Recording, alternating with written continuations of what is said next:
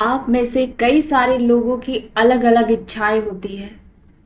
आप उस एक इच्छा को पूरा करने के लिए दिन रात प्रार्थना करते हो, फिर भी आपकी प्रार्थना का उत्तर आपको नहीं मिल पाता है और आपकी वो इच्छा अधूरी ही रह जाती है। क्यों आपकी प्रार्थना का उत्तर आपको नहीं मिल पाता है और क्यों आपकी प्रार्थना में बोली गई इच्छा पूरी नहीं हो पाती है? क्या आपने कभी इसके पीछे का कारण जाना है? इसके पीछे कई कारण हो सकते हैं। उनमें से एक कारण ये है, प्रार्थना में अपनी इच्छा को सही तरह से ना बोल पाना। हाँ प्रियो, आपकी इच्छा तभी पूरी होती है जब आप प्रार्थना करते समय अपनी इच्छा को सही तरह से बोलते हो। यदि आप जानना चाहते हैं कि प्रार्थना में इच्छा को सही तरह से कैसे बोलते हैं, तो इस वीडियो में बने रहें। आप सभी को जय मसीह की। आपका स्वागत है हमारे चैनल बाइबल के वचन में। आज हम एक बेहद महत्वपूर्ण और रोचक विषय पर चर्चा करने वाले हैं। प्रियो, हम बात करने वाले हैं प्रार्थना में इच्छा को बोलने के सही और प्रभावी तरीकों के बारे में। हमने वीडियो में 6 तरीके बताए हैं। जब हम इन 6 तरीकों को समझते हैं और उनका पालन करते हैं, तो हम अपने जीवन में सकारात्मक बदलाव ला सकते हैं और सभी परेशानियों का सामना कर सकते हैं। ये तरीके हमें ये सिखाते हैं कि कैसे हम अपनी प्रार्थनाओं को अधिक प्रभावी और सशक्त बना सकते हैं, ताकि परमेश्वर हमारी प्रार्थनाओं का उत्तर दे और हमारी इच्छाओं को पूरा करे। प्रियो, प्रार्थना एक अद्भुत साधन है जिसके माध्यम से हम अपनी सभी इच्छाओं, ज़रूरतों और परेशानियों को परमेश्वर के समक्ष रख सकते हैं। बाइबल में ये स्पष्ट रूप से बताया गया है कि कैसे हम प्रभावी प्रार्थना कर सकते हैं और अपनी इच्छाओं को पूरी कर सकते हैं। प्रार्थना न केवल हमें परमेश्वर के साथ एक गहरे और व्यक्तिगत संबंध बनाने में मदद करती है, बल्कि हमारे जीवन में शांति, सुख और समृद्धि भी लाती है।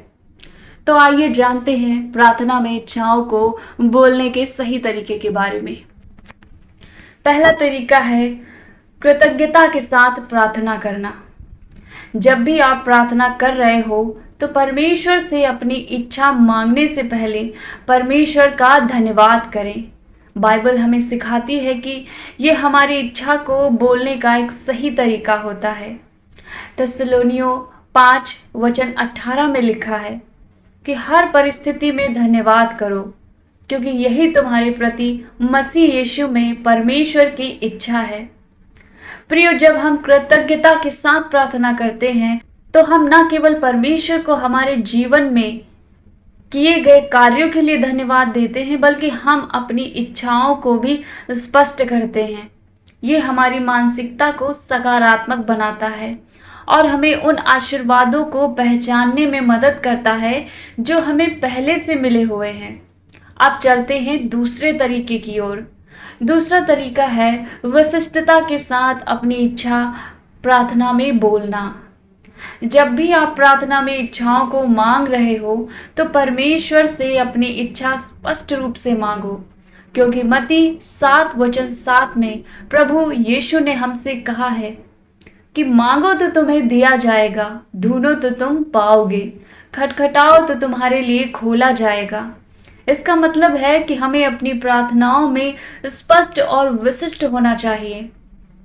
जब हम विशिष्टता के साथ प्रार्थना करते हैं, तो हम अपनी इच्छाओं को स्पष्ट रूप से व्यक्त करते हैं और परमेश्वर से हमें विशेष आशीर्वाद देने के लिए प्रार्थना करते हैं।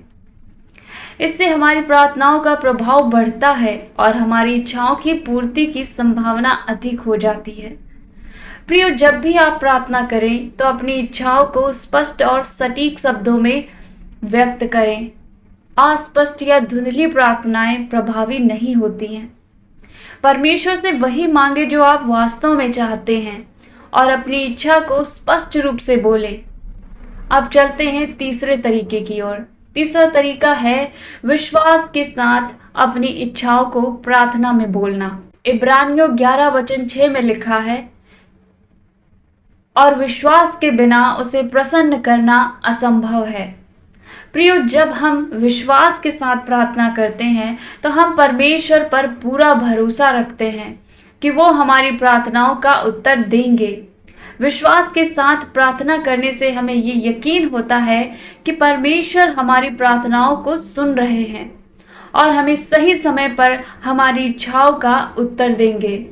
विश्वास हमें बल और साहस देता है कि हमारी प्रार्थनाएं व्यर्थ नहीं हैं और परमेश्वर हमारे पक्ष में कार्य कर रहे हैं। इसी तरह से मरकुस 11:24 में लिखा है कि इसीलिए मैं तुमसे कहता हूँ, जो कुछ तुम प्रार्थना में मांगते हो विश्वास से करो कि वो तुम्हें मिल गया है और तुम्हारे लिए वो हो जाएगा। प्रियो, जब भी आप प्रार्थना कर रहे हो तब आप जो प्रार्थना में अपनी इच्छा बोल रहे हो उस इच्छा को पूरे विश्वास के साथ बोलो। प्रार्थना करते समय आपको अपने मन में ऐसा सोचना है कि मेरी इच्छा जल्द ही पूरी होगी। आपका विश्वास ही है जो आपकी प्रार्थना, आपकी इच्छा परमेश्वर तक पहुंचाता है। इसलिए प्रार्थना में विश्वास का होना बहुत जरूरी है। अगर आपका विश्वास मजबूत होगा तभी आपकी इच्छा परमेश्वर द्वारा पूरी होगी। आपको ये तरीका ध्यान में रखना है कि आपको पूरे विश्वास के साथ ही अपनी इच्छा मांगनी है और प्रार्थना करने के बाद आपको ऐसा महसूस करना है कि आपने जो भी इच्छा मांगी है वो पूरी हो चुकी है। तो अब चलते हैं चौथे तरीके की ओर। चौथा तरीका है निरंतरता के साथ प्रार्थना करना। बाइबल में लिखा है निरंतर प्रार्थना करो। इसका मतलब है कि हमें अपनी प्रार्थनाओं में निरंतरता बनाए रखनी चाहिए और नियमित रूप से परमेश्वर से संवाद करते रहना चाहिए। अपनी इच्छा को नियमित रूप से प्रार्थना में बोलना चाहिए। नियमित रूप से प्रार्थना करने से और इच्छाओं को दोहराने से हमें परमेश्वर के साथ गहरा संबंध बनाने में मदद मिलती है और हमारी इच्छा जल्द पूरी होती है। प्रियो, ये तरीका बहुत महत्वपूर्ण है। हमें हर दिन प्रार्थना करनी है और प्रार्थना में अपनी इच्छा मांगनी है। जब तक आपकी इच्छा पूरी नहीं होती तब तक प्रार्थना में इच्छाओं को दोहराते रहना है। निरंतरता हमारे जीवन को संतुलित और सफल बनाती है। अब चलते हैं पांचवें तरीके की ओर। पांचवा तरीका है परमेश्वर की इच्छा के अनुरूप प्रार्थना करना। पहला यूहन्ना 5:14 में लिखा है, और हमें उस पर जो भरोसा है वो ये है कि यदि हम उसकी इच्छा के अनुसार कुछ मांगते हैं तो वो हमारी सुनता है। प्रियो, अपनी इच्छाओं को परमेश्वर की इच्छा के साथ मिलाएं। ऐसा करने से आप सुनिश्चित करेंगे कि आपकी प्रार्थनाएं सही दिशा में जा रही हैं और परमेश्वर की योजना का हिस्सा हैं। अपनी इच्छाओं को परमेश्वर की दृष्टि से देखने की कोशिश करें। क्या आपकी इच्छाएं उसके उद्देश्यों और नैतिकताओं के अनुरूप हैं? अपनी इच्छाओं का आत्मनिरीक्षण करें और देखें कि क्या वे स्वार्थी या केवल भौतिक सुख से प्रेरित हैं। अगर वे परमेश्वर की सेवा और दूसरों के कल्याण के लिए हैं तो वे अधिक संभावना से परमेश्वर की इच्छा के अनुरूप होंगे। अपनी प्रार्थना में स्पष्ट रहें और परमेश्वर से विशेष रूप से वही मांगे जो आपकी ज़रूरत है। लेकिन अपनी इच्छा मांगते समय परमेश्वर से ये भी कहें कि यदि ये तेरी इच्छा है तो ही पूरी करें। विश्वास के साथ प्रार्थना करें कि यदि आपकी प्रार्थना परमेश्वर की इच्छा के अनुसार है तो वो अवश्य सुनेगा और उत्तर देगा। अब चलते हैं छठे तरीके की ओर। छठा और अंतिम तरीका है प्रेम के साथ प्रार्थना करना। प्रेम के साथ प्रार्थना करना बाइबल में लिखा है, सब कुछ प्रेम में करो। प्रियो, जब हम प्रेम के साथ प्रार्थना करते हैं तो हम अपनी इच्छाओं को परमेश्वर के प्रति हमारे गहरे प्रेम और समर्पण के साथ जोड़ते हैं। प्रेम के साथ प्रार्थना करने से हमारी प्रार्थनाएं और भी प्रभावी हो जाती हैं और हम जो प्रार्थना में इच्छा मांग रहे हैं वो परमेश्वर द्वारा पूरी होगी। प्रेम सबसे महान भावना है और जब हम प्रेम के साथ प्रार्थना करते हैं तो हम अपने और दूसरों के लिए आशीर्वाद और खुशियों को आकर्षित करते हैं। तो प्रियो, ये थे बाइबल के अनुसार प्रार्थना में इच्छा को बोलने के सही तरीके।